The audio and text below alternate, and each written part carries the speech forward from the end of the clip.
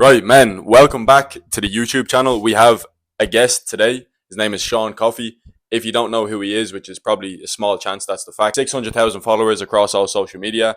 Makes cash as well, which is the most important thing to me. Today, we're going to talk about moving in with your friends and moving abroad, trying to run it up, trying to run businesses, push content mainly, because that's obviously what us two have done. And we're going to speak about the ins and outs of that.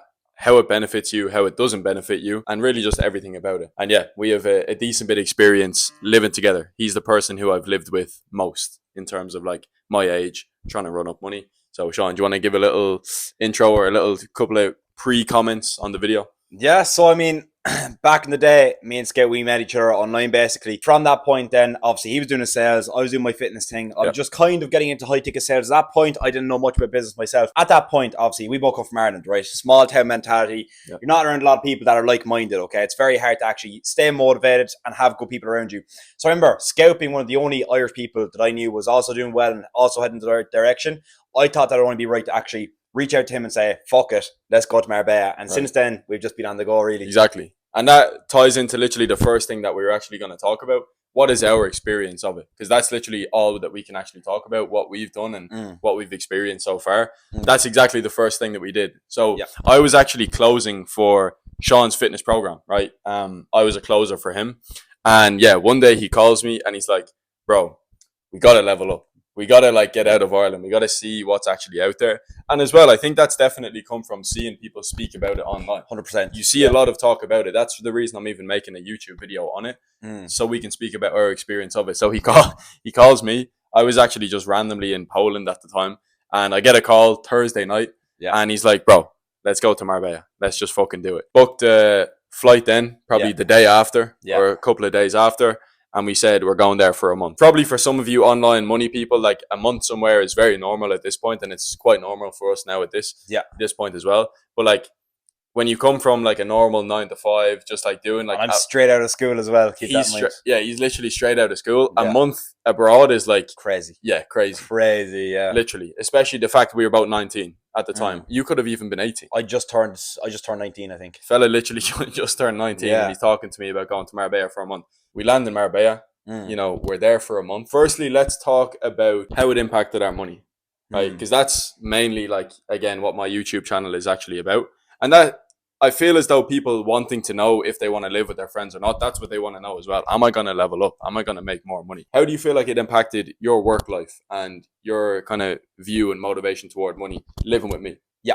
So at first, it actually fucked me, right? And that wasn't Scout's issue, okay? That was purely me, because think about it now. I'm straight out of school. I'm freshly single at this point as well, okay? So I'm basically going into the world, you know, a single man, okay? Introduced to all these parties, no school all of a sudden. And next thing you know, I was sober out there because at that point I was doing a diet. But I was going out on the strip every night. I was chatting to women on the strip. This is Marbella. This is Puerto Banús. It's like, for any Americans watching, the Miami of Europe. That's what they call it. It's mental. It's fucking mental. So I definitely got sucked into like the hedonistic side of things, bar drinking, right? I'd be going out most nights. I just live for the weekends, really. The crowds, the parties, all of that. And don't get me wrong, I was doing work, of course. And of course, at the same time, my mindset was definitely improving, because in Marbella, you're surrounded by fucking money. Money everywhere. You're walking down the road, okay? You're seeing Bugatti. A Bugatti in Marbella is like seeing a fucking Toyota Yaris in Ireland, right? It's just super fucking normalized. So definitely it benefited me mentally at that point. So like mentality wise, I 100% improved. I was seeing sports cars. I was around Scout, who was also pushing every single day. We were meeting winners in the gym. And I was here at this point maybe doing 2K a month. It was fucking terrible. I remember this month as well, my business just failed altogether. But I was there with my business failing, speaking to multi-millionaires in the sauna, in the fucking gym. And that did something massive for my fucking mindset. So that first trip for me, it didn't do me the best. But from there, really, it went up. If you want to talk a bit about your experience. Completely agree with what you're saying. And that kind of, it ties into the one, because chances are if you're moving in with your boys, you're not going to stay in your fucking home village, or you're not going to stay in your hometown. So that's another topic / conversation, but it melts into the one, moving to a place that is elevated from where you're actually from. So it did kind of morph into both, and like we will speak about both. Number one for me, completely agree. Being in Marbella opened my mind. The amount of money out there is actually ridiculous. 4 or 5 months before I went to Marbella for a month with Sean, I was literally making €7.14 an hour. That's what I was making. Now all of a sudden there's some fella driving around in a $200,000 Lambo.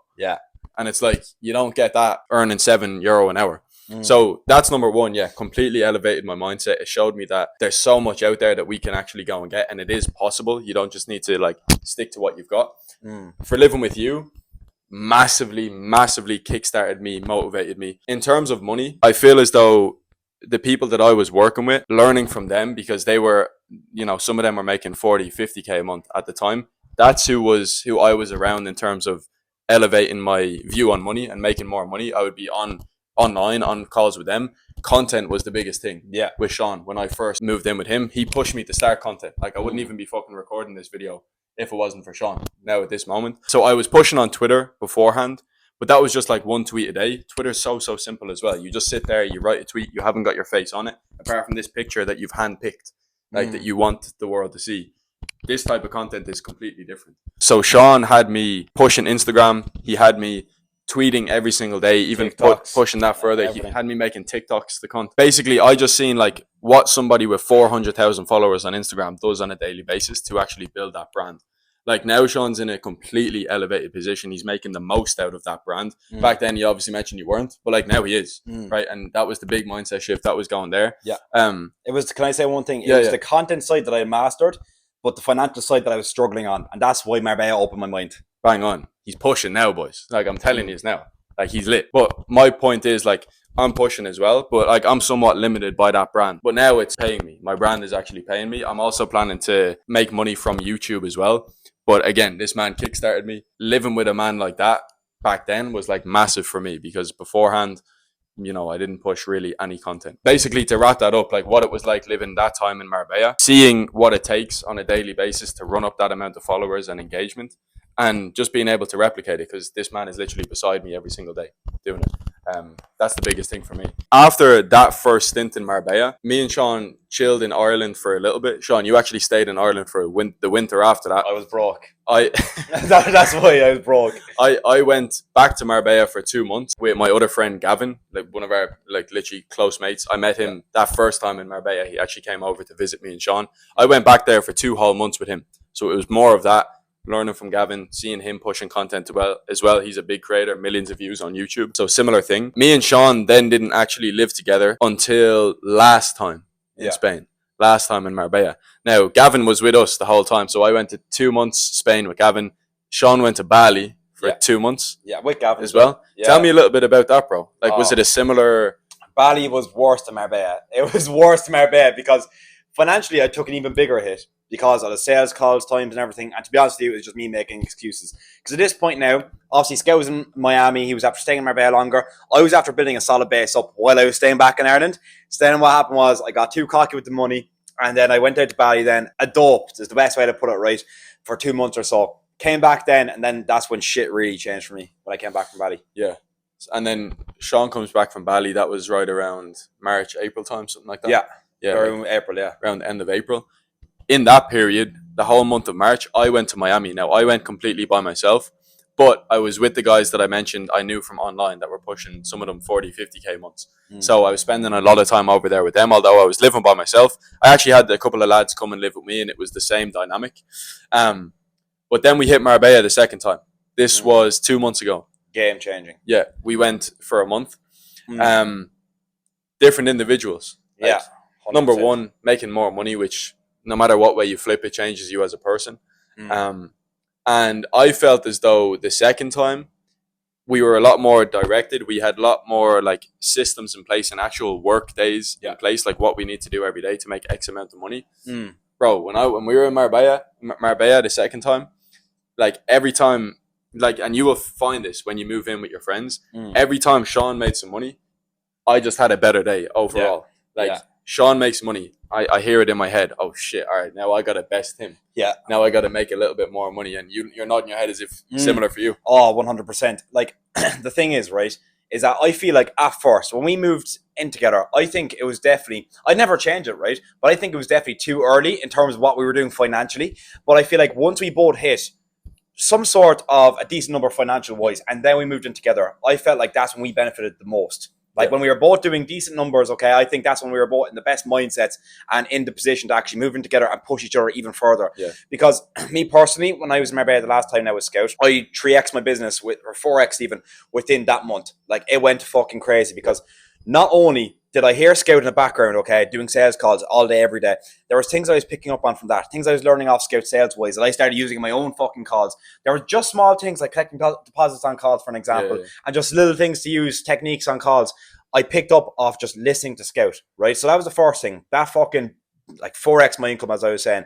Then on top of that, just the competition. Scout goes to the gym, fuck it, I'm going to the gym. Scout gets up earlier than me, I'm getting up earlier tomorrow morning. Same shit's happening over here. It's it's mental. It's fucking mental what it does. So I feel like the best thing that you could possibly do as a young man is to actually move in with one of your friends, because that competition is going to be there. And not only does competition boost testosterone, by the way, but that competition between each other to become the fucking best is what's going to drive you to fucking greatness long term. The biggest thing that I actually realized in terms of seeing Sean pushing, because when it started picking up and when he started taking the deposits and when he started getting better on sales calls and a lot of the stuff I was actively learning from my mentor and just saying it directly to Sean, and it was benefiting him as well. When I started seeing that though, he owns his own product, right? I'm just a salesman, so I get a percentage of every deal. Now I'm seeing him close nearly as big of deals as me, but he's getting all the money, right? So what that switched in my brain was, again, pushing the content, because I know, and I'm very, very open about it as well, I'm going to sell my own info product in the future. I'm going to teach other people. I'm going to coach people. At that point, when I'm on sales calls and I'm selling, 5K packages, 2.5K packages, that's all going to be mine. But seeing him do this just lit a fire in my brain. I was like, wow, I seriously need to push the brand here.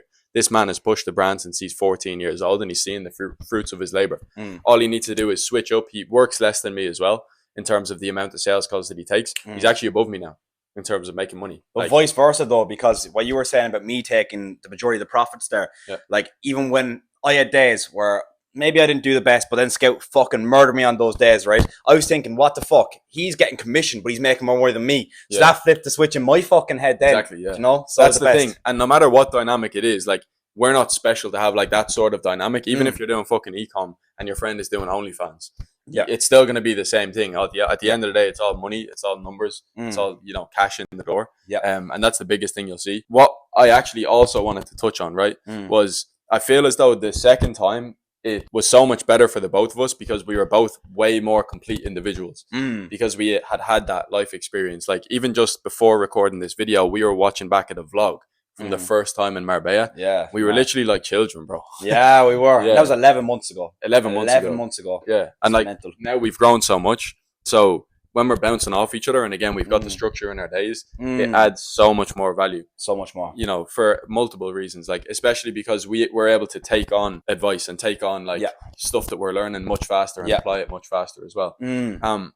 Last thing I do want to talk about at the same time is we've done this now, right, for the past year. So you went to Bali, we went to Marbella together twice. We've now basically spent a month in Romania. Well, we're going to spend a month by the end of it. I feel as though we're good now. Like we actually low-key have the work done in terms of opening our minds, knowing what's actually possible out there, seeing the best ways to push every single day, right? Seeing in terms, I know what I need to do in terms of content every day now. You know what you need to do every day in terms of sales calls and collecting deposits and doing whatever you actually need to do.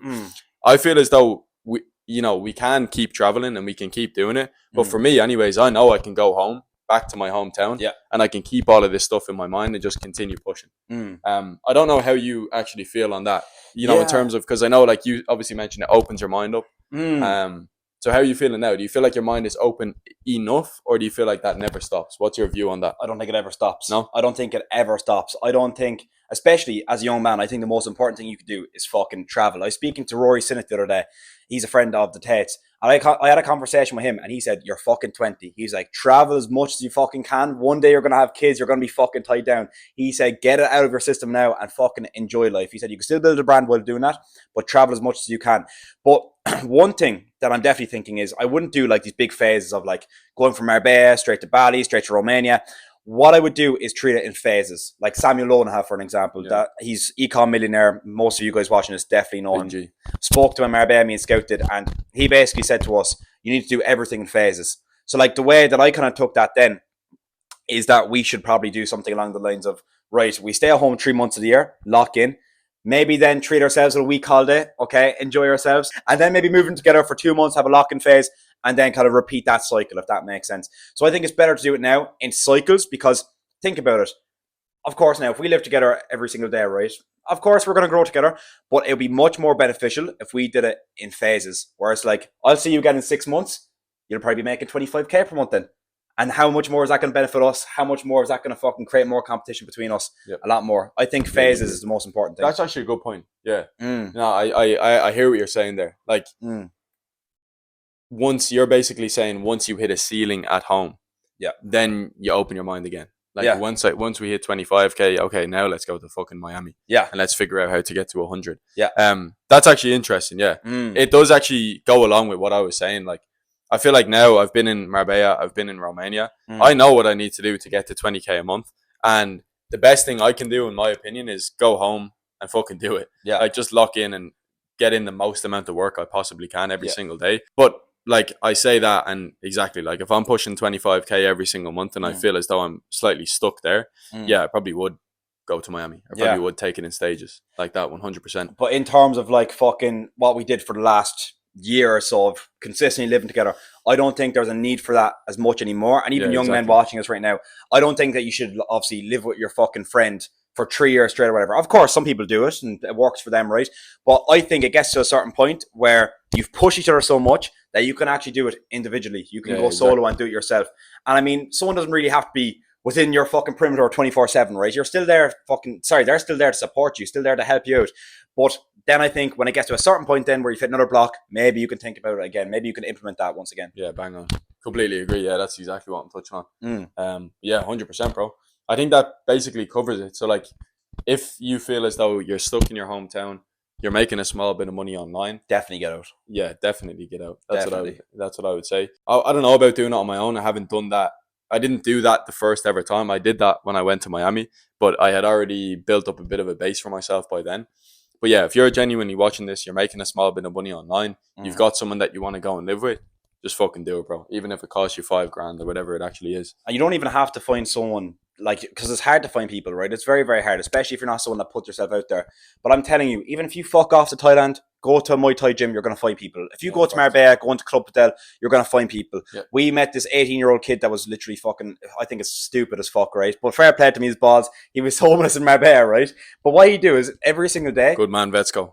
Yeah, shout out to Vetsko. But every single day, he would go to that fucking gym, right, when there was millionaires training, and he built his way up. And now I see on his Instagram stories, he's there in Lambos and stuff. Does he own them? Of course he doesn't. But the connections that he's fucking made off of that is next level. I'm not putting him down saying that, but you get me. Laughing. Yeah, but I mean, shout out to him. That's true. Yeah. Now he's got access to what work he needs to put in. They'll just tell him what to do. Obviously, he still needs to put in the hard work. Overall, I'm glad that we went to Marbella. Yeah. That time, it definitely elevated me. Definitely put me in a space where I knew that I needed to build a brand. That's ultimately what's going to bring me the most amount of money. But yeah, so I definitely recommend it. But that's basically like the pros and cons. Now, again, there's always going to be people that are against it, and we definitely will be. Let's definitely add that into the video as well, because we're going to look back on this in a year and then we're going to be like, shit, we're nearly millionaires. Yeah, give it 3 years and it's guaranteed. 3 years. 100%. Sean, appreciate your time again, bro. My brother. Yeah, and that's a big thing as well. Like, this man is literally a massive content creator. He's taken probably however long that was, 20 minutes out of his day to jump on and record a video with me. That's another thing. You don't got that if you're just at home with your mum. Yeah. Unless you're jumping on and you're having your ma record videos with you, which I don't think you're going to do. Yeah. But yeah. No, 100%. Appreciate your time, bro. Of course. Well, you too. Let's do it. We have got the main man, Sean Coffey, on again. He's the first ever guest. He's now the second ever guest as well. Don't worry, we're working on getting better people. Oh, fuck off, you cunt. I knew something like that was coming. Bastard. And I'm not saying together now, obviously. I'm talking about our own individual lives, right? Pause. And then, right, maybe fuck off with them fucking facials, right? I'm glad that we went to Marbella. I don't know what you're giggling. Freedom, this fella's still fucking giggling.